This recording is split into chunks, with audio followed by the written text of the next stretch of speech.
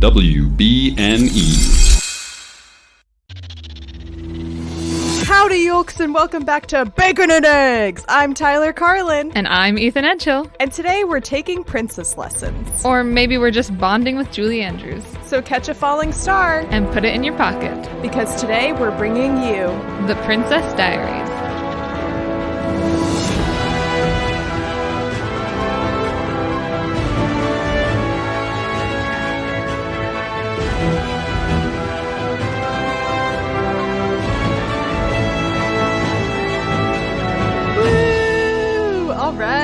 I'm so excited to be talking about The Princess Diaries. Listeners, in case you can't tell, I am not Tyler Carlin. I am not Ethan Edgehill.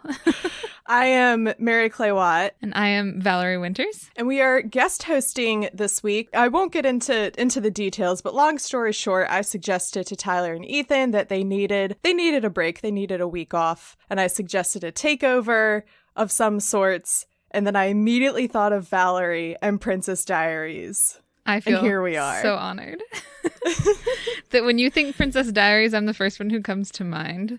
Oh, that's of course. The connection I want in my life. I'm so excited. I watched it, I finished it 2 hours ago as we're recording this, so it's very fresh in my mind. It just sparked so much joy for me watching it again after all these years. Right? It still makes me so happy, even though I saw it as a little preteen girl, and it is still one of my favorites. It's so good. So, all right, the details. This is how we're definitely as good as hosts as Ethan and Tyler.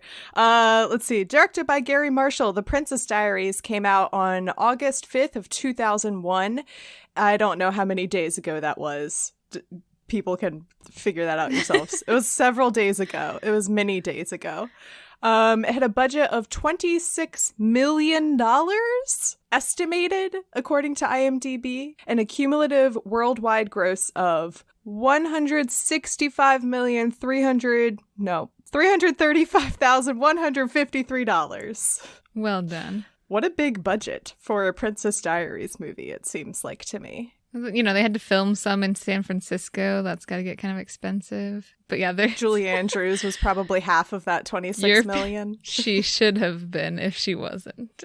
Worth every penny. Valerie, do you have a positive review for us? I do. This positive review comes from Susan, whose last name I am going to slaughter, Walziena? Perfect. From the USA Today. And she says, let's put it this way. She gave it 3 out of 4 stars. And hers says, let's put it this way. Diaries will be adored by 10-year-old girls who think they're 14 going on 18, thanks to a comic gem of a performance by Anne Hathaway, as the gawky San Francisco teen who learns she's heir to the future throne of a small European nation. She's lovely and funny at the same time, not as easy as it looks. Moms, meanwhile, will delight in recalling their adolescent anxieties and firsts: first kiss, first car, first cup of tea with the Queen of Genovia. I love how it says it will be adored by 10-year-olds, and I'm like, hi, I'm a 25-year-old woman who also adores this movie. Right. That's why I like that at the end she puts and moms. But and any adult woman. It's fun from the other side looking back. You're like, oh, I remember feeling just that awkward. Yeah, I still am. Let's be honest. Right? Our negative review comes from Roger Ebert, and it's a doozy. Folks and yolks listening, it's a doozy, and it pains me. The Princess Diaries is a march through the swamp of recycled ugly duckling stories, with occasional pauses in the marsh of sitcom cliches and the bog of idiot plots. As the Princess Diaries creeps from one painfully obvious plot destination to another, we wait impatiently for the characters on screen to arrive at what has long been clear to the audience. If the movie is determined to be this dim-witted, couldn't it at least move a little more quickly? The metronome is set too slow, as if everyone is acting and thinking in half time. Ouch.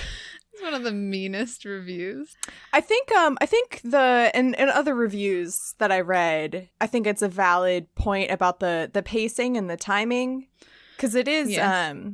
Before I started it, I was like, oh, this is like what, an hour and a half long. It's almost 2 hours. It's longer than I remembered. And I mean, it is an ugly duckling story. He's right there as well. But just because something is predictable doesn't necessarily make it unenjoyable in my book. It's so enjoyable. Yes. Oh my gosh. Just I like my review better where it says that Anne Hathaway is a comic gem, and Julie Andrews too. Like between the two of them. What a dream team they are in this movie.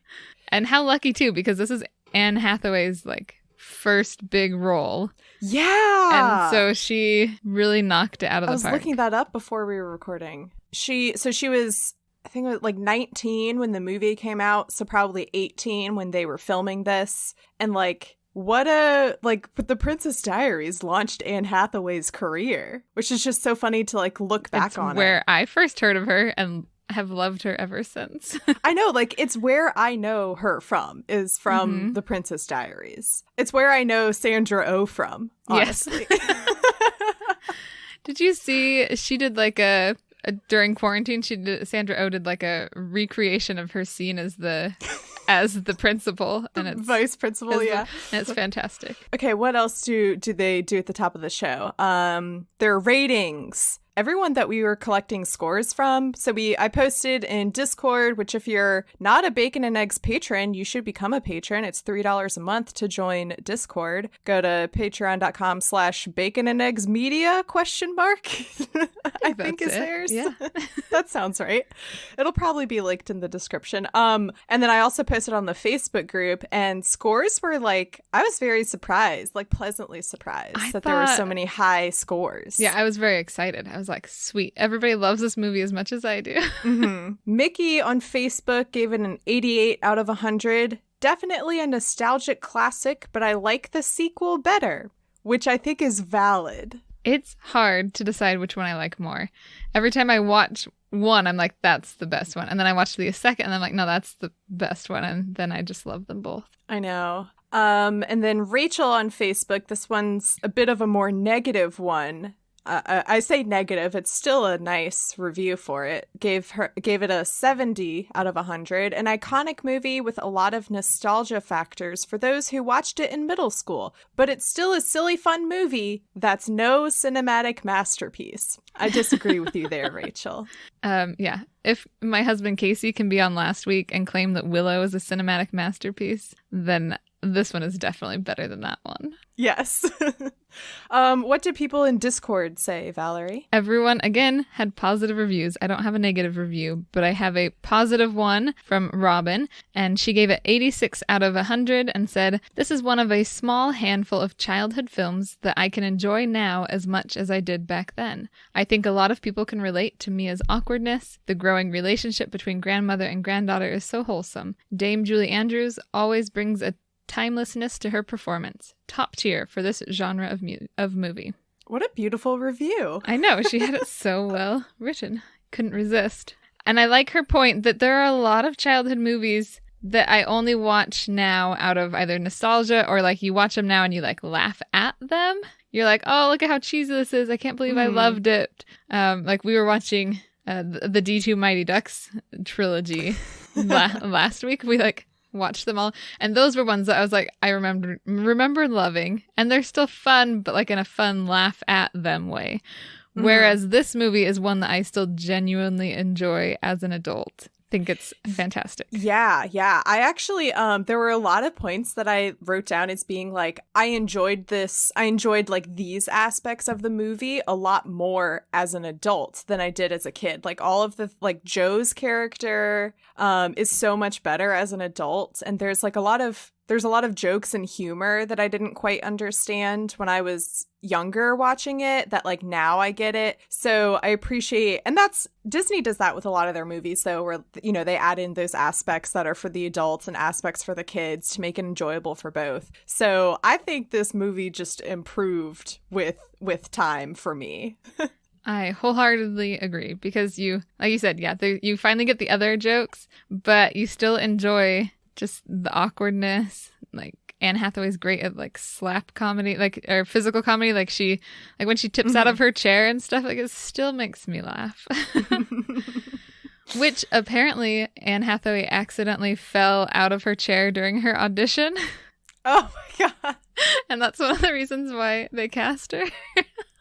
And supposedly the scene where they're on the tennis courts or basketball courts, and then she slips and falls on the bleachers when she's talking with Lily. Apparently that actually happened and it wasn't scripted. Yes, also unplanned. And then Gary Marshall, the director, was like, "Yeah, we're just gonna keep that. Keep it in. It's perfect." Valerie, what would you rate this out of 100? What is your rating? Oh, I love this movie so much. I'm going with an 89. Out of 100. Nice.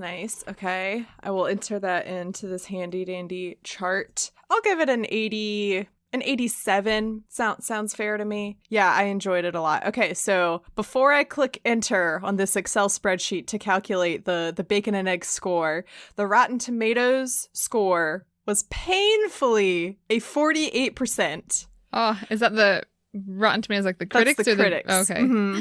The audience, which is so funny because the audience score for Rotten Tomatoes is a 68. So see, that's a big difference. It's not a good like critical film, but audiences just by and large enjoy this film, I think. It's just genuinely enjoyable. The Metacritic score was a 52, and our average for the listener score is an 84. My score of an 87 and Valerie's score of an 89 brings us to a grand total of 78.2. Ooh, puts it just between Easy A and The Chronicles of Narnia. Oh wait, no, I lied. Yeah. Wait, yes. Okay, because sorry, there's lots of numbers on this spreadsheet. I'm not good at numbers in math. Yes, this is just between Easy A and The Chronicles of Narnia, because the tiebreaker score for Chronicles of Narnia is a 78.15, I think, if I did this correctly. You know what? Tyler and Ethan will just have to figure that out later, maybe. But it looks like it's number 11 possibly valid on their scoreboard. Better than Easy A, yes. Maybe not quite as grand as Chronicles of Narnia. I think that's fair. Actually, that's flipped. Oh, flipped? On this scoreboard. Come on. It's got to be better than Easy A. Nope. See, now I on disagree. This scoreboard, Easy A, it goes Easy A. What movie are we doing? Princess Diaries, and then The Chronicles of Narnia. We were joking on the Facebook post for this that that it was going to be ended up rating higher than Return of the King. Based on everybody, like, because there are a lot of scores in the 90s for this movie. I was very pleasantly surprised by that. But yeah, I think that's fair. A whole lot better than that Rotten Tomatoes score of a what was it, 48? I think I said. Yeah, that is brutal. They're listening to Roger Ebert too much.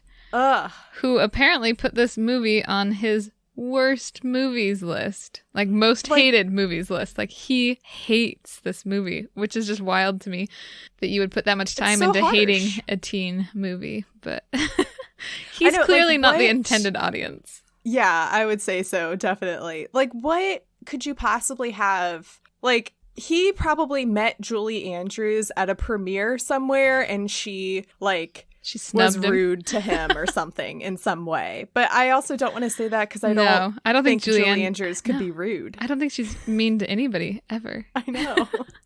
Like, what happened in Roger Ebert's life that made him hate this movie so much? What else is on his most He was hated never list? A teenage girl. Let me see. Roger Ebert most Casey was saying he's pretty sure Willow is on there also. So that's funny. Joe Dirt, North, One Woman or Two, Mad Dog Time. I haven't heard of half of these movies. Yeah. Baby Geniuses. Do you remember that movie? Because I do. I do. It's like vague in my memory, but it's bad because it's like voiceover babies. The Waterboy is on his most hated list. Oh, see, I'm not a fan of that one either, so. The Dukes of Hazzard. He put Resident Evil and then Resident Evil Apocalypse. So he just really hates Resident Evil. Hellraiser. The Village. That's a good movie. See, I don't like horror, so I've never seen it, but well, The Village isn't necessarily even horror. It's more like suspense. Almost like suspense mystery kind of disguised as a horror movie. Anyway, yeah, whatever. Roger, oh, well, he's dead, so never mind. It doesn't matter anymore. I was gonna say he needs to go see The Wizard of Oz and get a heart.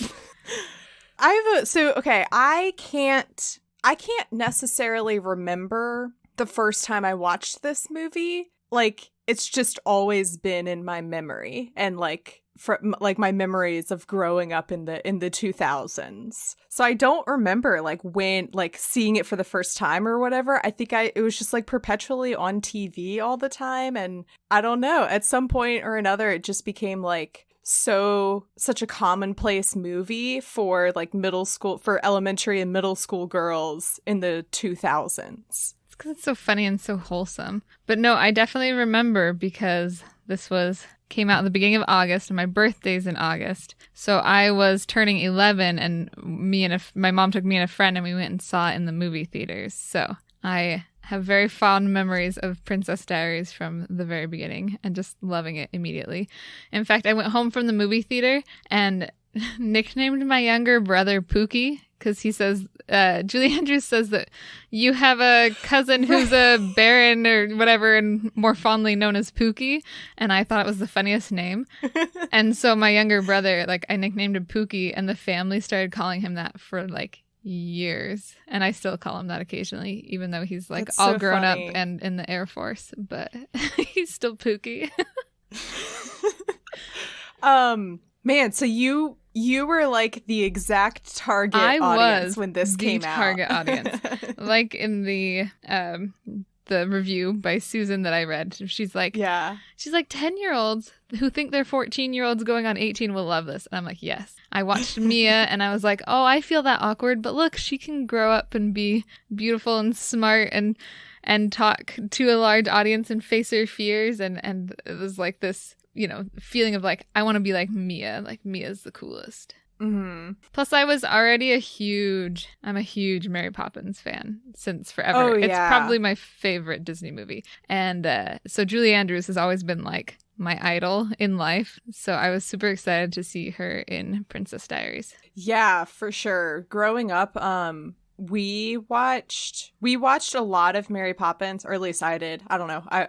I'm the youngest in my family, so I don't exactly like remember a lot of like the childhood movies, but the things that I watched, at least I remember, was a lot of Chitty Chitty Bang Bang and a lot of Mary Poppins, which I know Julie Andrews isn't in Chitty Chitty Bang Bang, but it's got Dick Van Dyke, so it's, you know, feels culturally connected. Yeah, next to each other there. And yeah, it's just such a, I know Tyler and Ethan have already done Mary Poppins, rightfully so, because it's so good, and Julie Andrews is so good, and she's so perfect, and she's practically perfect in every way, truthfully. It's true. I was on Sincerely Us, and we did a Julie Andrews 2-part where we did like all of her musical theater and Broadway years on Sincerely Us, and then on mine and my husband's podcast, Hello From Elsewhere, we did a Julie Andrews in her Hollywood years, so that we could just cover her entire life story because I love her so much. One of my favorite, it's a joke in Princess Diaries 2, Royal Engagement, that I think it's during the mattress surfing scene. She comes in and Mia's like, oh, have you done this before? And she's like, oh, no.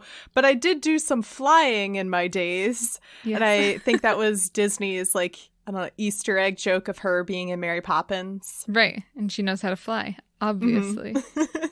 So I remember this movie being like it was like a sleepover movie for me and a lot of my friends. It was in there. I'm trying to think of like what other movies we would have watched at sleepovers. That's where my fear of scary movies comes from, is sleepovers. They always wanted to put on a scary movie, and I was like, I hate these.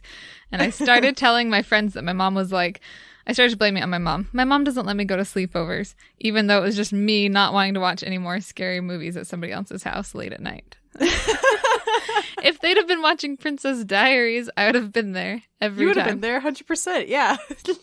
All right, what are some of your favorite moments from Princess Diaries? I love from the very get-go that they start out with Mia as like so awkward. and even kind of like awkward to the point where people think she's like unlikable. When she looks in the mirror in the morning and she's like, well, as always, this is as good as it's gonna get. It's gonna get, yeah. Like something I feel like we've all looked in the mirror and we're like, well.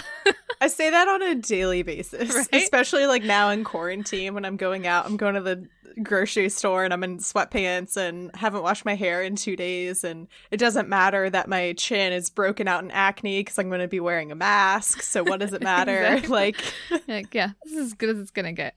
And then she goes outside and the neighbor's dog is like barking at her, and the neighbor's like, be nice, Muffin, or whatever his name is. So the dog doesn't like her, and then she runs into her neighbor's trash cans with her little electric scooter there, and you can tell Mr. Robitussin doesn't like her, or at least finds her very annoying. Yeah. And she gets to the school and the principal knows Lily's name and is like, and not her Lily's name. Friend. What a mean principal. Yes, Sandra Oh, come on. And then, cherry on top, some guy just like sits on her and says, sorry, I didn't see you there. Oh my gosh. So just that opening and then followed scene. up with that scene where she's trying to give her speech for the debate, and then she runs out of the room and throws up. So yeah, just doing a lot to establish that she is incredibly invisible. Awkward. She is invisible unless she's about to puke in her debate class. Which, is that like a good time? Mary Clay, what's your most embarrassing school story? Oh gosh. Have you almost puked in a debate class? No. I'm trying to think. I don't know, because I don't want to be the kind, I don't want to say like, oh, I never got embarrassed when I was in school, because I'm sure there were moments of that, but like I'm such a person who I make fun of myself a lot and I laugh off a lot of things. Mostly what hurt like watching the movie was like all of the like popular kids picking on her, or they would like pretend to be nice to her and then do something secretly mean that like really hurt me, because that's definitely something that I experienced in like throughout all of school. What's something that, I don't know, probably something in gym, like Mia when she throws the baseball and hits her coach in the back of the head, like that's, oh, actually, yeah. I do remember one time in gym class, we were playing volleyball and I went to like jump up to block something and I totally missed it. And the volleyball just smacked me dead in the face. And like, I can't describe the burning sensation that came from, I don't know if it was the act of the volleyball smacking me in the face or the humiliation of trying to do something so confidently in gym class, which I am not skilled athletically at all, and then just completely failing miserably. I have always related to Mia so much too. Yeah, in gym class, like, again, mine was volleyball. I could never ever serve it from the back line over the net. Never. It never made it. Mm-hmm. And so you have like your 2 shots and then you like rotate to the next person, and everybody just like knew. They're like, well, that's gonna be a bust. Valerie can't even get it over the net. I mean, I wasn't the only one who couldn't, but you're still like, man, I look ridiculous here. Why are we doing a whole section on volleyball? A whole, like, you know, where you like split it up and like, oh, you're doing volleyball for like 3 weeks. Why is gym class in school such a scarring experience? I mean, at least it is for me. For all of those freaking athletic kids and popular kids that just don't care, and for them gym is a fun time, just could not relate at all. Just everything about it is bad, from like locker room experiences where it's like you're like a little preteen, it's your first time like having to like change in front of other people, to like not being able to properly do the sports. The only time it got better is when I was like in high school and you started to have options. Like instead you could take regular PE, or you could take like a weight training class. Okay, that was a lot of fun. Or we did like I got to take like a Pilates class one semester, and I was like, all right, that I can do. But yeah, so I definitely relate to Mia when she's like, I am a rock climbing, horseback riding, yoga doing girl. My hand-eye coordination is none. Not there. Yeah. Mm-hmm. Another thing though about Mia and like my, I don't know, upbringing, my experience in school, is that my eyebrows for the majority of my adolescence looked like Mia's. And it's such a shame because that's what's in nowadays. Exactly. Are the like fuller, bushier eyebrows. That's a joke I did not get when I was a kid. But when Paulo is giving her the makeover and he's like, I love your eyebrows. We'll name them Frida and Kahlo. Yes. And then he's like, if Groucho Marx and Brooke Shields had a baby, they would have your eyebrows. Like all of those references went way over my head. Totally over my head. Yeah. But now I'm like, yes, those are all people who are very much known for their, very full, bushy eyebrows. Yeah. Which is in style now.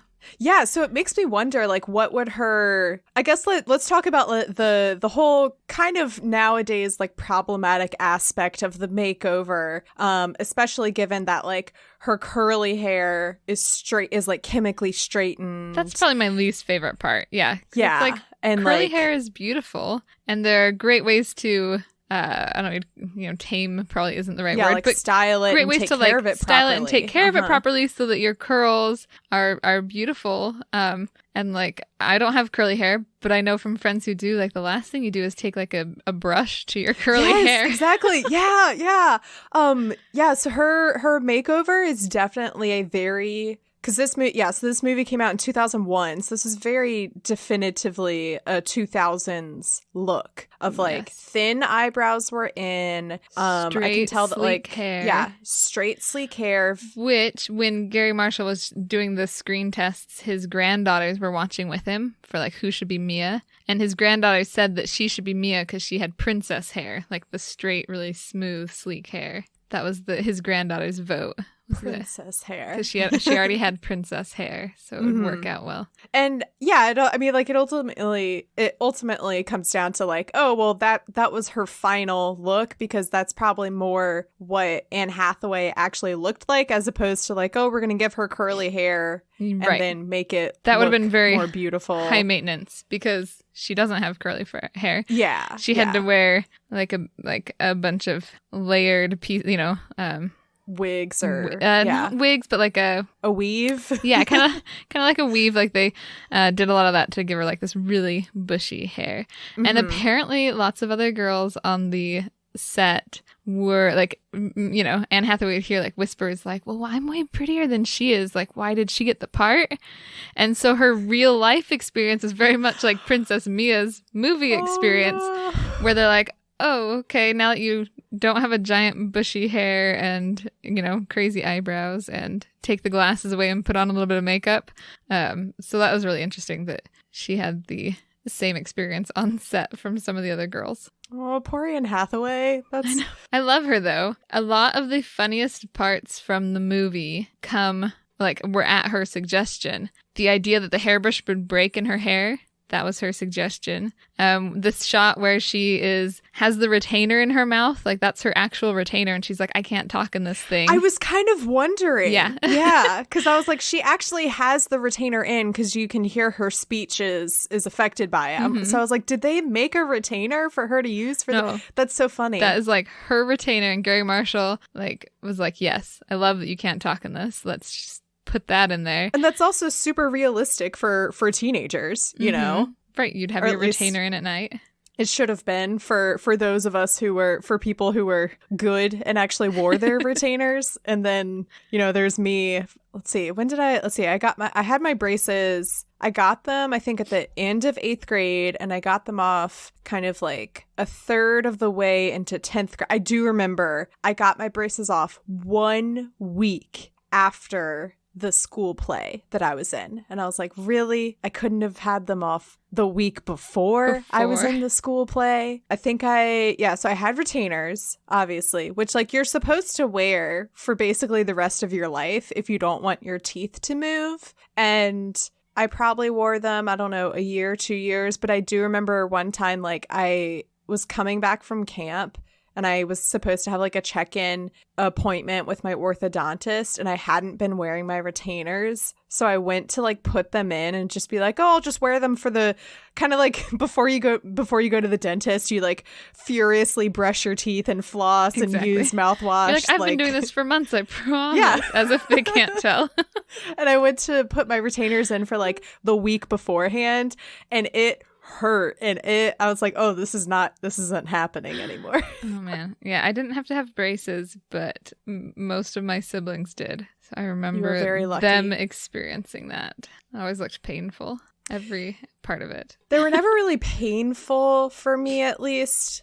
I don't know. Like there were a lot of things that you couldn't eat because of it. Like you couldn't bite into an apple. You had to cut the apple up. You couldn't eat popcorn. If you couldn't have corn on the cob because those are foods that like would get stuck in the braces or possibly break them or something. So now that I'm like looking back on it, I'm like, seriously, I went 2 years of my life without ever like biting into a whole apple or like eating popcorn. I eat popcorn all the time. Like, how did I go 2 years of my life without eating popcorn? That doesn't sound right to me.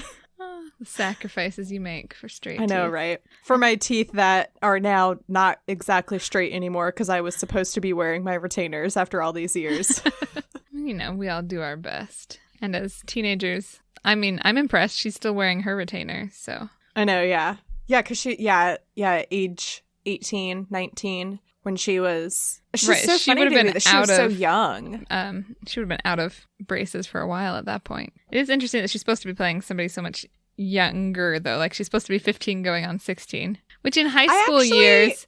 Like, I mean, I feel like she's passable as a 15-year-old. Yeah. I didn't feel like it was totally weird. I think it's better than some Hollywood movies or TV shows do, where they'll cast someone who is, like, clearly a 25-year-old to 30-year-old person as a teenager, which is just, unrealistic to begin with. So I think it is at least... I was still a little surprised that like, oh, she was probably 18 when they were filming this. That's 3 years older. I mean, of course, like the gap between what a 15-year-old looks like and an 18-year-old looks like is way different than, what a 21-year-old looks like versus a 24-year-old. Yeah. And I'm sure she actually does have that. She does have a line of like, I'm still waiting for normal body parts to arrive. I can't run a country. Yes. Oh, let's talk about how very early thousands this movie is. Right? Like I feel like in some ways I watch it and I'm like, okay, this movie still holds up. And then in other ways I'm like, but certain things are very early aughts. Like Lily's hair is like Lizzie McGuire hair. Every scene. It looks like specifically Lizzie McGuire's friend Miranda. Yes. I think. Yes. Yeah. There's definitely some style choices there that were made. Mm-hmm. The outfits that Mandy Moore and, that Lana and her backup singers sing. Just and like the presence of Mandy Moore in this movie. Because the early 2000s really pushed Mandy Moore on us. Yeah. They were like, she's going to be the next big thing. And now I couldn't tell you what Mandy Moore has been doing since The Princess Diaries in 2001. She's been in This Is Us, which is... Oh, is she? Oh, okay, yeah. And I'll give her that. She voices Rapunzel in Tangled. That's right. Okay, so all right, okay. Maybe I'll backtrack. But yeah, Mandy Moore is in it, trying to like spark her singing career, I think, possibly with the Stupid Cupid song. I think she already had an album out at that point. In the age of like... back in the day when they tried to turn every single Disney Channel teen star into a pop singer of some kind. Yes. Like every single show, the lead had a song. They could always sing. How can these kids always sing? How are they? I don't know. I guess in Disney Channel Acting Academy, they make sure you're a triple threat. It's a class you take. I also love that Eric Von Detten, who plays what's his name in the movie? But he plays Brink. I don't know who this Did you ever see is. Brink? Oh, that's the same guy. Yeah. Oh my gosh. Okay, Josh. That's his name. Josh. Mm-hmm. Yeah. Oh my gosh. Josh with his hair. That's it. His hair is so early thousands too. Like you even get the shot of him at the locker where he's like putting the mousse in it to make it look perpetually wet. Oh my god. I'm sorry. I'm just reeling from the fact that that's the same guy from Brink. Yep. Oh my gosh, that's so funny. Casey and I watched that a few weeks ago. You watched Brink? How does that hold up? Not great. Still funny. Still fun to laugh at, but definitely not the best DCOM out there. The Disney Channel original movie. When I picked up roller skating as one of my quarantine activities. Yes. I think in like cool. September, October, and I'm not very good, which is fine. But like every time I go roller skating, I pretend that You're like, I'm in Brink. Yes. And it just like makes me laugh so much because it was just such a corny, like quintessential DCOM, which Yes. I know Tyler and Ethan do not care for DCOMs, but that's fine. I care for them in the sense that like they're just fun to look back on. Absolutely. They are part of our childhood. Like, I mean, I waited. They would advertise for like a month or two, like leading up to the new Disney Channel original movie. And it was like planned. Okay, Mom, I need the TV this night. And let's get some snacks. Let's like invite friends over. I remember having to like at one point in my childhood having to ask my parents because they would always go like 8-7 Central, and I'm like, what does that mean? Yes. Yeah, Josh is quite the character in this movie. And it just made me laugh so much because like again, it's something that like I like, you know, I now have the hindsight as an adult to look at his character and the things that he does and says and to be like, Mia, he's obviously playing you. Like, can't you see what he's doing? He doesn't care about you. He's so arrogant and full of himself. Like, he's such a prick. I hate him. But like, surely when I was, you know, a preteen watching this, I also thought Josh was dreamy. Oh yeah, that what is her mom? Mia's mom calls it, you know, that Backstreet Boy wannabe. Yeah, another great 2000s moment for us. Yes, if you're referencing Backstreet Boys. I saw a TikTok where some kid they were talking about songs, and they brought up a song from NSYNC, and it was like Bye Bye Bye by NYS. Wait, no, how do you spell NSYNC? Hang on, I have to type this out. They like spelled it out basically. NSYNC. Yeah, there we go. They're like Bye Bye Bye by NSYNC, and everyone was like, I'm sorry, did you just say NSYNC?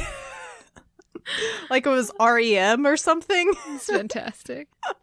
And everyone's like, oh, we're old if you don't know what NSYNC is. We've got to talk about her princess lessons. Like, I mean, first of all, if you're gonna pick a queen for any movie, Julie Andrews. Oh, is so good. Just what comes to mind. But I love that she's not entirely stuck up. That she also has really funny moments where she gets to like do comedy. You don't often see Julie Andrews as comedic, but she definitely is. Oh, the scene where she's like, we do not slump around. Yes, that's my favorite too. We do not slump like this. And she like hunches her shoulders and marches past. And then when we get her softening and she goes to the arcade with Mia and actually, you know, plays the dirty games and enjoys. I really love the corn dog. That moment of her after that disastrous dinner scene, which like I am never good with secondhand embarrassment stuff. Oh, it's why I don't like The Office. Yeah, Michael drives me nuts. Yeah, and like to this day, that dinner scene. It just makes me cringe so hard because it's just so terribly awkward. I knew my mom was going to call me today, and I knew it was going to be as we were recording. I knew it. And I almost sent her a text and said, hey, you might not hear from me today, but it's okay. I'm still alive. She's always like, where are you? I haven't heard from you. And I'm like, I'm in my home like everyone else has been. Hopefully, for the last 10 months. You're like, I don't go anywhere, Mom. I don't go anywhere, Mom. Anyway, God, what was I saying? Oh yeah, about the dinner scene. It's so cringy and so terrible and awkward and she's so out of her element. And then you have this wonderful scene that's like the next morning or the next day where you see Clarice like soften up and feel bad for her, and you see her realize like how bad Mia feels that she messed it up, and she's really embarrassed, and she says like, let's take the day off. Yes. And she also tells her that she relates. Like, she's like, it reminds me of my first, you know, royal dinner where I knocked a suit of armor over and the spear went right through the suckling pig. Yeah. Which is just a great image. So that dinner scene when Mia the guy next to her lights his sleeve on fire. Yeah. It was supposed to go out when she put it in the ice bucket, and it didn't. So then that's just Anne Hathaway like freaking out and pouring her cup of water on it because she was like, "Oh shoot, it didn't go out." That's so funny. That's so funny. Also, just gives me listeners. Last night, I recorded with Casey and Valerie for That's What I'm Tolkien About, and we were talking about the Pyre of Denethor. And that obviously has a lot of flame and fire elements to it. So now I'm just having like flashback, like fire on a movie set. It's just a hard thing to work control. with. Yeah. Let's say. I like the like small character moments of the, I don't know what their titles are, but it's the two grown-ups who kind of like help her out at that dinner, and they like eat the prime minister and his wife. That's it. Yeah. Yeah. And like they're nice to her, and how do you not know that it's like frozen? Like, I mean, if you're gonna look at a bowl of like sorbet and you like cut into I was gonna it, say, yeah, you gotta know it's frozen. Also, Come on, I Mia. would never, even if I knew it was sorbet or ice cream, I wouldn't take that big of a bite. You know, like such a big bite. Oh my gosh! Like, so when her car runs into the the pretend trolley, it's like a tour bus, and I love the whole like Order of the Rose, which is just another great Queen Clarice moment. Which again is something that I didn't like fully understand like what this scene was about or like what it was doing when I was younger. I didn't really get that like, oh, she's like making this whole thing up just to get Mia out of the ticket and to get them out of trouble, and she's like flattering them and bribing them. I didn't really like understand what was happening. So yeah, watching it now, I was like, oh, this is great, and shows like a fun side to Clarice too, where she can break the rules occasionally. Yeah. Also, when they crash, this is another thing I didn't get as a kid. The nuns, we have a shot of the nuns who call 911, and one of them says, "They put me on hold," and the other one says like, "Oh, for God's sake," or something like that. And you're like, I don't think the nun would take the Lord's name in vain. I know. But okay. It's just so funny. It just made me laugh out loud. Also, apparently that older nun is from like I forget the name of it. It's like a horror movie with like cameo. Nuns. Yeah. Horror movie with who knew we would talk so much about horror movies coming in to talk about Princess Diaries. Here we go. Okay, so no, never mind. Apparently the one who plays Baroness von Trocken, she plays the demon nun in the Conjuring film franchise. Oh, okay. You know what? She kind of looks like she would be in a horror movie, so I believe that. She's got like a very Snape, where they always describe it as like a hooked nose. Mm-hmm. She's got very unique features. They definitely stand out. Yeah. Her, she has like beady eyes, and also her character of, which is just the best when her husband is like, "You would look beautiful on a postage stamp," and then you turn and like then you see her. It's a great moment. And at the end of the movie, when Mia's accepted the crown or whatever, and they're mad, and he steals a vase like just out of pettiness. Yeah. He's like, and fine, then I'm gonna take this. And then you see Charlotte later put it back. So the Charlotte is actually played by Gary Marshall's daughter. Fun fact. Oh. Also, he like stalked the film like with background people that are his family, because his son, when there's the photographer, when Mia says, "Who are you guys looking for?" and he goes, "Looking for you, princess." That's his son. And then so nepotism was just rampant in these films. The little girls that Mia talks to when she's signing autographs, those two little girls, are his granddaughters. Aww. And then his wife is in it when I love this. You know how Mia broke the statue? Yes. And the finger comes off and she hurries and like puts it in the mouth of the statue. And there's the one lady there saying like, well, they're famous for their cheese. Maybe it's string cheese. String cheese, yeah. And that is Gary Marshall's wife. So. Oh, that's fun. That's there's your funny. List of Marshall family cast in Princess Diaries. I want to talk about Lily and how, again, another thing that I didn't realize until, growing up and looking back on it, is that Lily is a terrible friend for most of this movie. I had the same thought. But then it gives Mia this fantastic moment where she finally stands up to Lily. Yes! Oh, it's so good. I think it all works out well, because I think we've all had those friends who I don't think Lily means to be mean in any ways, but up to this point, Mia has always been very much like go with the flow and probably just lets Lily do what she wants and lets Lily pick things. You know how there's lots of friends who are just easier to follow than to fight with, like they're a natural leader. Yeah. And so you're just like, all right, that's fine. And especially if you're like me, I'm totally cool. Like I'm not picky about things. I'm like, yeah, that's fine. Sure. I'm happy to just go with the flow. And so I think a lot of times people will push that until you push back. And so we finally get that moment where Mia's like, you know, shut up. Like, just because your hair sucks, get off mine. Like, oh my, yes. Oh my God. And Michael is like, ooh, burn. Thank you. And like shakes her hand. So funny. Yeah, and then we also have there's a lot of moments throughout the movie of both of them kind of being bad friends to each other, because Mia she like double books herself for that Saturday, because first she sets up like, oh yeah, like let's have a date night, Michael, and I forget exactly even like what the date was. He was gonna like fix her car, and they were gonna fix her car together, and he was gonna listen. They were gonna listen to his band's new music. They've got some new songs they're practicing, which is great because he's the actual lead singer of Rooney. Oh, is he? Oh, I had no idea. So his name is his last name's Schwartzman. What's his first name? Michael? No, Michael's his movie name. Robert Schwartzman is his name, and he's the lead singer of Rooney, and he actually plays guitar and does vocals. He doesn't actually play the keyboard.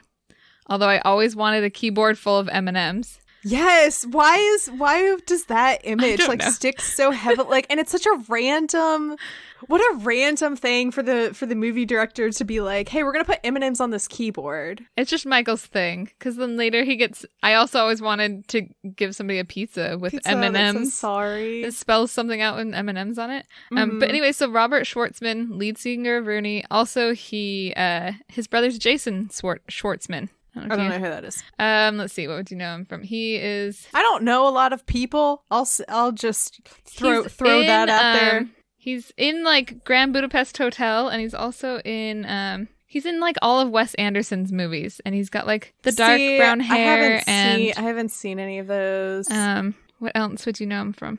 See, we were discussing on Tolkien about that. I am more familiar with John Rhys Davies as being the villainous uncle in Princess Diaries 2 Royal Engagement than being Gimli in Lord of the Rings.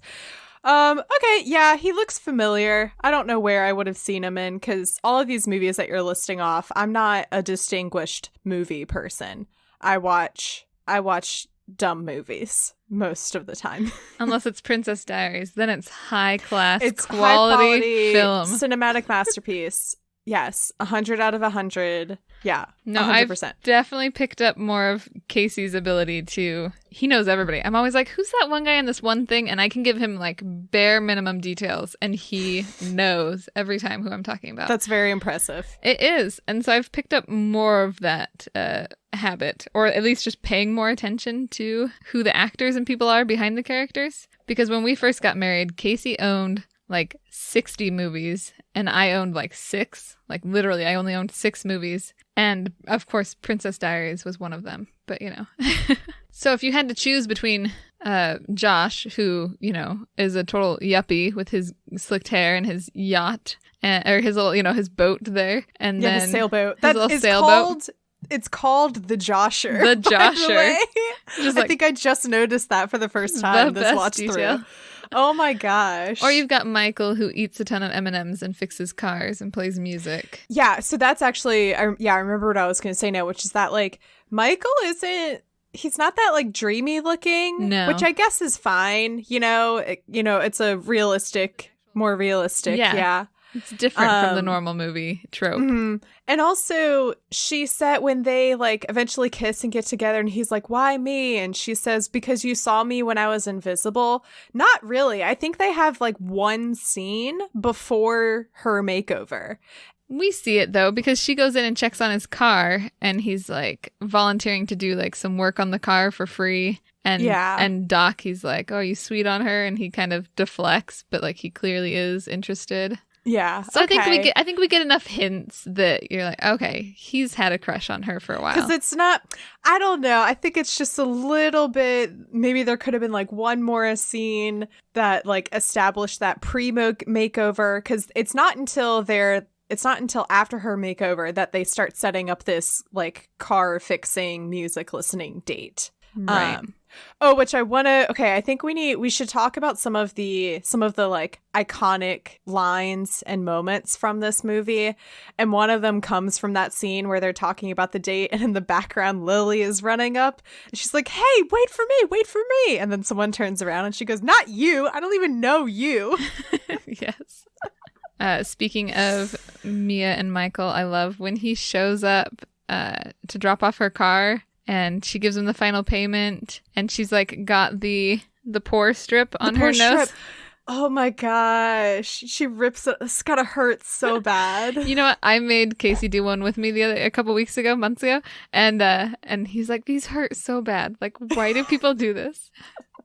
Beauty is pain, darling. Yeah, and I was like, "Yeah, they are." Truly painful. Pulling one off. Again, that was a suggestion from Anne Hathaway to have a pore strip on her nose during that shot, which just makes it so much better. And I love that Gary Marshall was so willing to just adapt and like take her suggestions. Yeah, I was gonna say, for something that like this was one of her first like breakout roles. Yes. For her to like be able to like so comfortably suggest these things, and then also to have the director take you seriously and be like, yeah, that's funny, let's do that. Yes. It's like really awesome to hear. It's a great, like, shows their mutual understanding relationship. Like, he's cool enough to be like, yeah, that is funny, like, admit it. And she's brave enough to suggest it, which if it was my first time on a big movie, I'd be like, no, sure, whatever you say we're going to do, I'll do. That's fine. Like, you're in charge. I don't think I'd have the guts to be like, you know what would be really funny is this. Especially, like, if my main, like, scene partner was Julie frickin' Andrews. And this is, like, the first big movie that you're doing. I say big movie. And this was her first big movie in over, like, let's see, this was 2001. I think her movie before, like, I mean, she had some in, like, the late 80s. It had been at least a decade, I think, since she had been in any major films. List of Anne Hathaway performances. Because I was looking up to see, like, was this her first, like, major movie or something? Julie Andrews was the one so she hadn't. Oh, you were talking about Julie Andrews. Gotcha. So Julie Andrews hadn't been in any big films for, like, a decade, I'm pretty sure. Oh, okay. And so this was, like, her first time kind of, like, back. Like, they had thought about having Helen Mirren play the grandmother, which I think would have worked, but I think she would have been a little more stern. Like, yeah. I don't know. Julie Andrews has such a good job of being both. Like, it's like a Mary Poppins role where she can be strict, but you know that she's loving and she's soft got a lot of underneath. Like kindness behind her. Mm-hmm, yeah. Mm-hmm. I wonder like what that pitch was then to get her on board for this, you know, if she like hadn't been doing anything for a while, you know, to be like, hey, come back, we're gonna do this movie where you're the queen of Genovia. Which, side note, you know, Genovia is doing Mia Thermopolis is doing such a great job as the leader of Genovia, because they haven't had any coronavirus cases. They're doing fantastic during all of this. There's probably like some great natural remedy inside their special Genovian pears. The pears, yeah. That's like keeping them all healthy. They're like, a pear a day keeps corona away. Yeah. A Genovian pear a day, very specifically. Yeah. Mm-hmm. I love the details that they put into Genovia, like that they're famous for pears and cheese, which is just kind of random. And they mentioned that it's like part of the European Union, and in fact on the consulate house, the flags there's like the Genovian flag, and then beneath that is a European Union flag.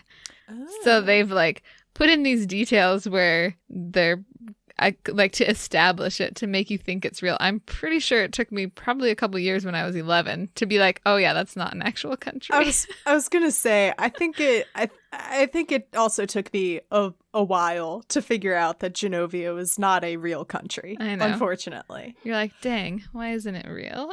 I know. I want to go somewhere where Julie Andrews is our queen. Sounds like. And Anne Hathaway is our princess. Totally fine with all of that. I also just love the way Julie Andrews says, like, you are the princess of Shinovia. Her delivery right there is so good. She's just so elegant and wonderful in it. I like moments where we see their relationship evolve and soften a lot. Like when she comes and tells Mia that Mia's there like doing yoga in the old, her firehouse. I love that they live in a firehouse. Which, side note, it's such a cool house. Like, so cool. I always wanted to live in a firehouse. There were so many aspects of Mia's life that I'm like, I want that, because the way that she and Lily ride to school on their electric scooters. Yes. And they live in this old firehouse, and she and her mom do quirky things like paint with balloons and darts. Mm-hmm. It's just so cool. And I'm like, I want to be you, Mia. I know. She may have felt invisible, but she had a pretty cool life. I know. Like, her life was pretty cool, yeah. But yeah, so when Queen Clarice comes and she's talking to her, and Mia at the end of their little conversation says, I am sorry that, like, she's not going to be princess. And she says, oh, you are first and foremost my grandmother, or my granddaughter. And she goes and like suddenly decides to hug her. It feels like a very British moment where it's like she's so royal and proper that you don't show affection naturally, but it's very important for her in that moment to illustrate to Mia that she cares. And so that little hug, and then she pulls back with a little sigh, and then she just like leaves because now it's awkward because I hugged somebody. And also, we should mention that moment is kind of due to Joe calling her out and saying, like, I think you were a bit harsh. And she says, as a queen for criticizing the, possible next princess, I don't think I was harsh at all. She needs to be able to take criticism. And he says, like, no, I think you were harsh as a grandmother talking to her granddaughter. And Joe is just so, it's a good moment. Something that like I'm able to appreciate more. He's so like wise beyond his years, and also like has a lot of like great dry humor too throughout the movie that I appreciate more. I just appreciate Joe a whole lot more as an adult. Yes, because as a kid, I think I also missed a lot of his and Queen Clarice's little like behind the scenes romance. Yes. And but I think it's sweet. It is sweet.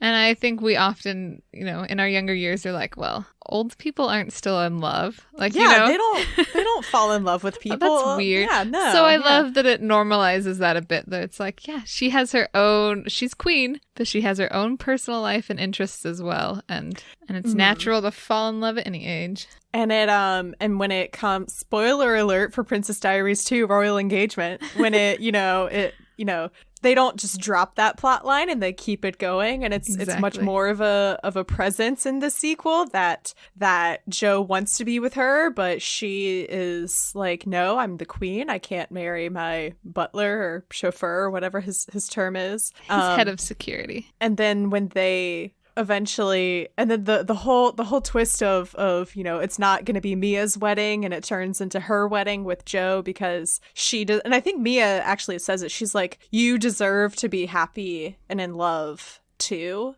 even though you've been alone for so long now since your husband's died, and you also deserve to be happy, and kind of like hands the wedding over to her. Exactly. Such a good moment. Mm-hmm. So when are we coming back on to discuss Princess Diaries 2? Yeah, exactly. Yeah, we'll just have to I'll just have to kidnap Tyler and Ethan again. I mean, I didn't do that this week. That's not how we're here. They're definitely not tied up in my basement right now. No, just kidding.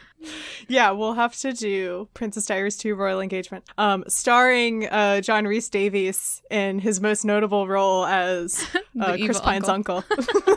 Plus we've got Chris Pine. I mean, what's not to love? Oh, it's so okay. So the moment when she is kissing, I'll bring this back to Chris Pine in a second, of course.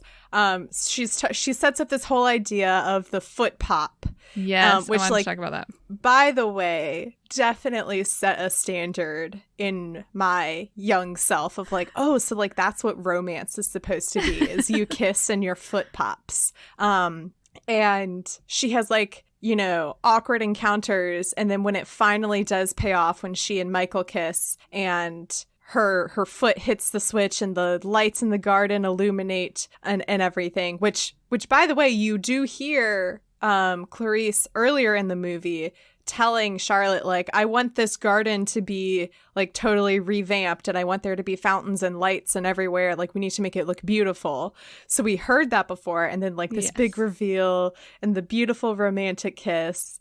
And as wonderful as that moment is, all it made me want to do is watch Princess Diaries 2 for when she and Chris Pine kiss at like the garden party thing, when they're still like enemies and whatnot, and then they kiss and her foot pops. Yes, and her foot pops. And without it's the her foot pop. It's like without her wanting yes, to. That's when you know it's true like, love. Like what alerts her. She's like, oh shoot, my foot popped, but then she's trying to like put it back down. She's like, don't do that. We've got to talk about during that kiss with Michael, who comes in. His hair. I mean, we already mentioned he's not like the most handsome, character. Or I don't even fellow around. Yeah. As far as like romances go, they usually pick like the most pretty people they can find. And so he's more of an average guy. But I do feel like he's genuinely cute until they give him this like Wolverine slicked back hairstyle. It doesn't like look if that's his idea of fancy. Come on, Michael. Great. Well, also there's the great moment when she shows up and she is wet and is wearing sweatpants and jeans and everything. And we have that reporter who's like so aggressively speaking into her recording recorder. it for like Teen Vogue. Yeah, She's wearing like, the sweatshirt, jeans, and Docs, which my older sister had those exact same Doc Martens. They were. She's sporting a grunge look, I think maybe is like what she says or something. Trying to figure out like, ooh, what's the style choice here? And then we have Lily in the audience being like, we could have worn that. We look ridiculous. Yes. It is it's still a sweet moment when which I have a question about that after she's declare that she's going to accept the crown and she's made up beautifully again and walks out in her gown, and then Clarice dances, and then she just stands there circling around looking for someone to dance with her. So if Michael hadn't showed up and walked out, which is a very sweet moment, were they just like not planning for anyone to dance with her? Was she just going to stand there and look around? There's a moment where what's it? So Lily's there and she brings her friend Jeremiah, that's right, with the bright red hair. And I feel like there's a moment where he's kind of stepping forward just a little bit, like maybe be like, yeah, I'll dance with her. Right, like maybe to rescue her if it doesn't end up how she expects it to. But then it's when like Michael comes and steps right between Mia and Jeremiah. But they're like, oh, you're here. I get the feeling from like the look on his face and the way he's just like a half a step in front of Lily that he was like, oh, maybe I should go help out. Like Lily should have just gone and danced with her is what should have happened. Yes. Just kind of like talking about like, oh, what would this movie, talking about like how her makeover would have been different had it been set more recently. I'm pretty sure that Lily would have been a lesbian had it been made in 2021. Interesting. Could have totally worked. But I think she gives off a lot of lesbian vibes for me. Of course, that's debunked in Princess Diaries 2 Royal Engagement when she and the lead guard guy, the prettiest girl's riding in the stang. Yes. Speaking of the end Genovian Independence Day ball, when they're all dressed up in their fancy dresses. I mean, I always loved Mia's dress, but they're jewels. So Julie Andrews got real Harry Winston tiara and necklace and bracelet to wear. So she had like security guards around her in between all the takes. Gosh. Because she had like legit expensive jewelry, whereas Anne Hathaway's jewelry, like her tiara is all like cubic zirconium, like she didn't need any guards. I feel like that's also... They didn't put anything on the 17-year-old acting, That also works for, like, their characters, that, like, Clarice would be wearing the real deal, and then they would give Mia the, like, fake version just in case she, like, tripped and fell and broke it or something, or lost it, Right. Which, again, jump ahead to Princess Diaries 2. Like, that's one of the best scenes is when you see her closet all you get the closet makeover. Right. And then they like pop out. She's like, I had a selection of crown jewels brought up for you. And you're like, man, those are all so pretty. Crown jewels. The crown jewels. So fancy. Yeah. I know. Oh, and then also since we're talking about the end of the movie, what an iconic way to end a movie with miracles happen. Like, just this song is so good. I think it was made for the movie. Such a wholesome way to probably, yeah. It sounds like a made for movie song. Mm-hmm, mm-hmm.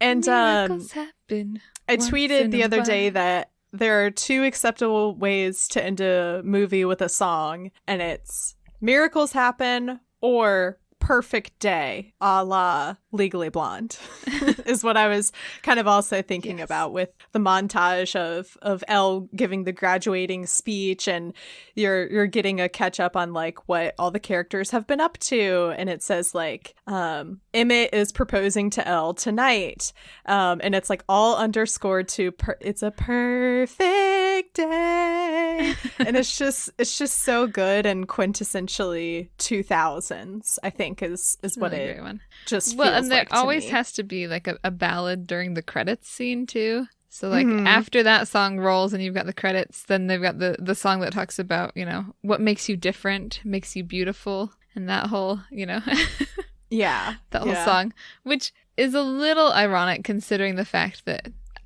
they change Mia in a lot of ways. They changed everything to about make her like conventionally fit attractive the princess mold. But she is also still very much her awkward, lovable self. Herself, yeah. So I love that she doesn't entirely change. She goes through a moment at the beach party where she's trying to be one of the cool kids.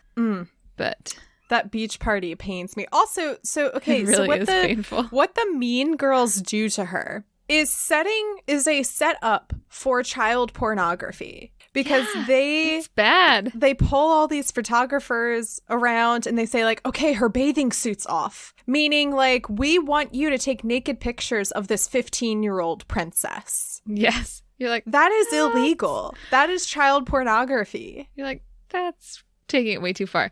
But I do love that the PE teacher coach. just like and she looks like she's in her pajamas and she's got her whistle still, and she's like, love that coach. I love that like, coach. Hurries in and rushes her off. Oh, and man. The coach has like been cheering for Mia kind of the whole movie, and she's like, I don't want to fail you. All you have to do is hit the ball once and score a home run one time and you can pass. Which how satisfying that when she hits the ball it hits Josh. Yes, nails him in the nads. So it was supposed to be like a, you know, hit him in the balls, but then he was like there's like the people who do like the ratings for the films, they're like, well, if you're gonna keep it PG, then it should hit him in the stomach. So you'll see that he like clutches just above, so it's like low stomach, just above his stomach. Yeah. But he's like writhing on the granted, I'm not a guy who has ever been hit in the junk before, but like he's like writhing on the floor, on the ground in pain for a while for a stomach hit. Like obviously we all know what that's supposed to be, right? But they were trying to make it a little more ambiguous to that's so keep funny because it lower is kids rating. This actually is rated G. Is it just G? Okay, yeah. See, yeah. Especially then, they probably would have had to make it PG if they had made that more explicit. Oh, that's so just. Crossing the line. Can we talk about that? Getting a live action movie that is genuinely good and everyone in the family can enjoy it, and it's only rated G. And it's G, yeah. So I was just rare. thinking about that. Like, it's so crazy that I'm, as an adult woman in 2021, I'm able to enjoy Princess Diaries, a G-rated movie, so much, like, as much as I was able to. That's very, like, a good like credit to the movie creators and everything and writers, which of course this is based off of a book series by Meg Cabot.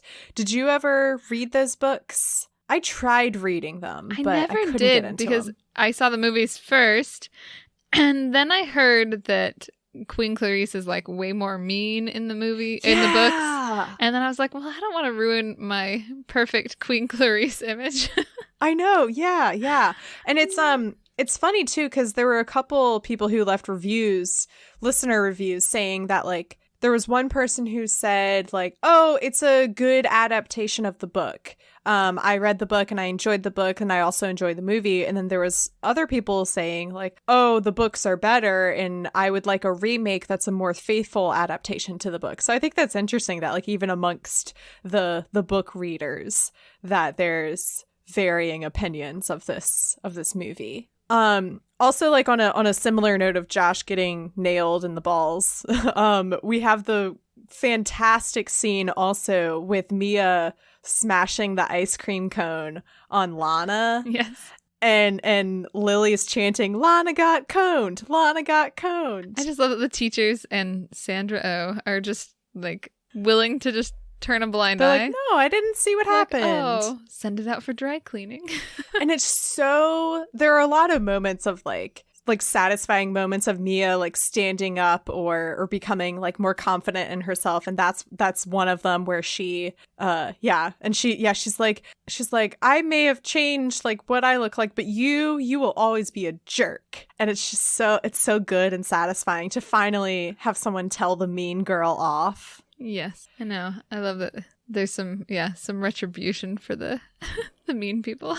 They get their comeuppance. Exactly. That's a fun word. It's a good word. Comeuppance. I wanted to bring up Lily because we kind of mentioned their friendship, and I do feel like their friendship shows growth, especially when Lily admits that when they're up on the basketball court and she admits, she's like, but I wanted you to be princess. And Mia is so shocked by that, and she doesn't. But like Lily's point is fantastic, and Mia uses it in her end speech there. I was actually going to bring that up too, yeah. Yeah, so where she mentioned, so Lily's like, wow is having the power to affect change. She says, you know, I have a cable show, but I get 5 viewers. Like, that's not really going to make a difference. And then at the end, when Mia's giving her speech and she says that, you know, if I decide to use my voice as princess, then me and the voice of people smarter than me will be able to be much better heard, which is such a great little moral to the story there. Yeah. I was going to say also that that this movie, it kind of adds more complexity to this like whole idea of the like stereotypical princess of like, it's more, and Clarice says this towards the end of the movie too, that like it's more than just being pretty and having nice manners. There's a lot more. And knowing how to wave. Did you practice the princess wave? Thank you for being here today. And how like there's a lot of diplomacy to it and being a good leader for your people. And then, Lily adds on to that too of like, you can affect actual change. And that's very significant. And you shouldn't, take that lightly. And this is a great opportunity for you to make a difference in the world. So I like that, especially given that this is a Disney movie, and Disney is so known for their princesses, obviously, that it like kind of adds that bit of complexity and adds more sides to what it means to be a princess. And we get more of that in Princess Diaries too. Exactly. Another plot point that continues. You're like, wow, look at how strong she's becoming in her role as a female political leader. Oh, we gotta talk about Gupta. The queen is coming. I love her. And when she has like, her hands are shaking as she passes her the china mug, and she's like, I'm sorry, we don't have finer china. And then she just shoves this like paper cup into Mia's mom's hands. Here. Oh, and then also for whatever reason, I sang Catch a Falling Star and Put It in Your Pocket as a kid, like so often. Yes. I would just go, catch a falling star. Oh, it totally put it gets stuck in my pocket. head every time I watch this movie. That and it's so random because it doesn't necessarily come back around, except for her like sadly singing it to herself when she's in the car. See, then it does come back. Yeah. And I love the Genovia theme song. I mean, come on. With the Prime Minister the national singing anthem. It. Yeah. Yes, that's the word. National anthem, not theme song. Theme song. Theme songs for a movie, national anthem for a country. There we go. Yeah. Yes. I think that would be funny if we referred to our national anthems as the theme songs. Yeah. And you know what? Something tells me that you are not the first person to to conflate to the call two. to I'm like sure refer that to it as a theme song. Yeah. Casey will just occasionally just burst into the Genovian theme song or Genovian national anthem. So Yeah. Genovia, my something. The land I call my home. I think we get a longer version of it in the second movie. I was gonna say you it get makes like a very little triumphant return, and you just get like the end of it here because then it's like Genovia. You know, yes, it gets a longer. It's expanded version, upon, which makes you wonder if it was fully written for the first one and they just didn't cut it down. Yeah, they just didn't use the whole thing, or if they expanded on it once they're like, okay, we're gonna do a second. Yeah. Here's the real question: when are we getting Princess Diaries 3? Excellent point. Excellent question. I don't know. Is there a real answer? No, as far as I know, there's nothing in the happen. works. But that just makes me sad. I feel like from what I've heard, most of the cast is totally willing. It has just never been put in the works. Actually, you know what? Let's save this topic and we can talk about this for the hash browns. Okay. What our ideal Princess Diaries 3 would be. Yes, we can dive into what are all the rumors? Who's confirmed? Who's not confirmed? What would the plot be? Who is Chris Pine still in it? Did they happily marry? Are they living happily ever after? Find out all this and more on the hash browns for this week, which you can do by becoming a something level tier patron for Bacon and Eggs. For sure, $10 tier. Okay, yeah. Cool. I know things. All right, I think we're close to wrap then. For we've talked a lot about a movie where frankly not that much happens, you know? Like we pretty much talked about all of it. Usually I feel like I've forgotten something, but I think we hit it. I think we just love it so much we had to discuss every single tiny aspect. Every aspect, yes. All of the lines, the foot popping, the hair. I do have more trivia for this movie, but I feel like I've shared plenty. Please share it. See, this is what I knew. This is what I knew would happen is I was like, I'm going to come in and Valerie's going to be so prepared. She's going to come in with all these notes and trivia and fun facts, and it's going to be great. So please share. Well, here's the thing is that it's like... was one of the first movies that I got really into as a kid between this one and the second one. And I just loved it so much. And it was, you know, around the time that like YouTube was becoming a thing. So I remember like looking up interviews with the cast. And I remember like when I got the DVD, you could like listen to the commentary with Gary Marshall. And I went full out nerd on Princess Diaries. And so it's really legitimately like the one and only movie that I have an absurd amount of trivia just logged away for. So fantastic. It's all just saved for Princess Diaries. Do you have a favorite fact that you didn't get to share? Oh, I think I shared most of my favorite ones. I do like that. Just the little things, like behind the scene things are always fun. Like Anne Hathaway is a vegan. So when she's eating the corn dog, it's like a vegan corn dog that she shares with Julie Andrews. I didn't know she was vegan. Also, I don't like corn dogs. I don't like mustard. But for whatever reason, that looked delicious. It looks so good when she like offers it to I should add that one of my grandmothers is actually very similar to Clarice. And so kind of this idea of her like eating a corn dog being like such a wild, crazy thing for her to do. It's just like really funny to watch and picture. And then the fact that like she's surprised that it tastes good and everything. But that corn dog looked good. Exactly. It's like if you could watch Emily Gilmore eat like a Pop-Tart. Mm-hmm. You know, you'd be like, yeah. I was gonna say yes, very Emily Gilmore. There's actually like several plot points I think in Gilmore Girls where they introduce Richard or Emily to some like common food and they're like, oh, that's delicious. What is this? And they're like, it's Hamburger Helper. They like make up a name for it. Yeah.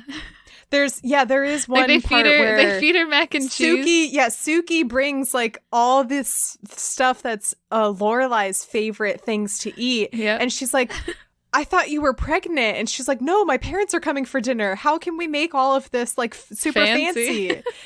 This is pasta alla Suki, and it's like mac and cheese. And the like mini hot dog. What are those like called? The taquitos, and they're like she calls them bellinis or something else. Yeah.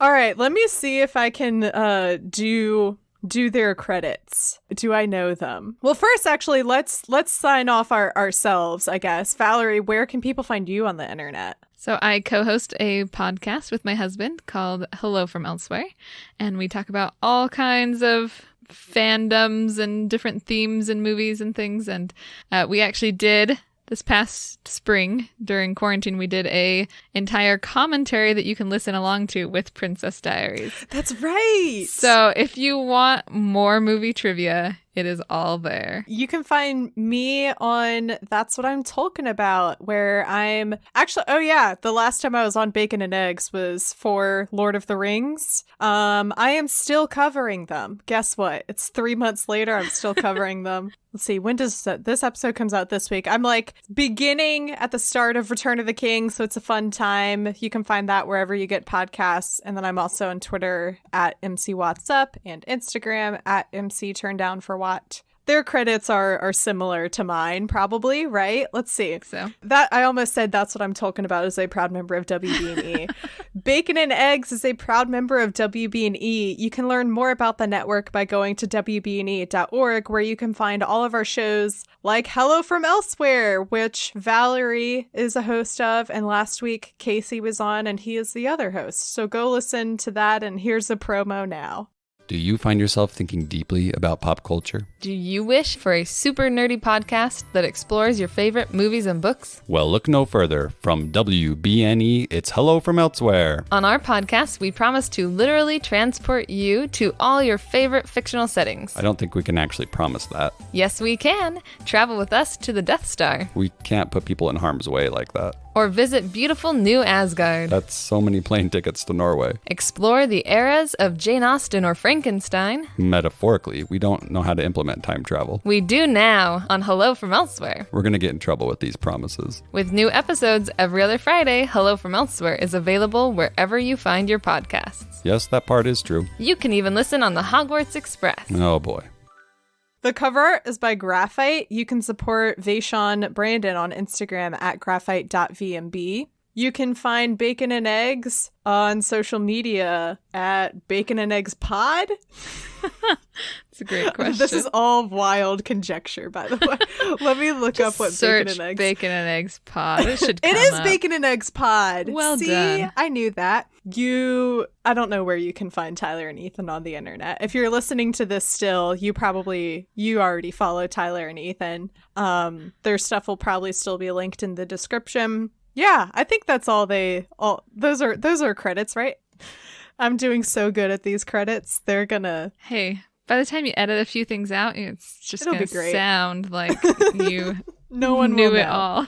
All right, I think that's it. How do they sign off? Arrivederci. Amelia Mionette Thermopolis Rinaldi, Princess of Genovia.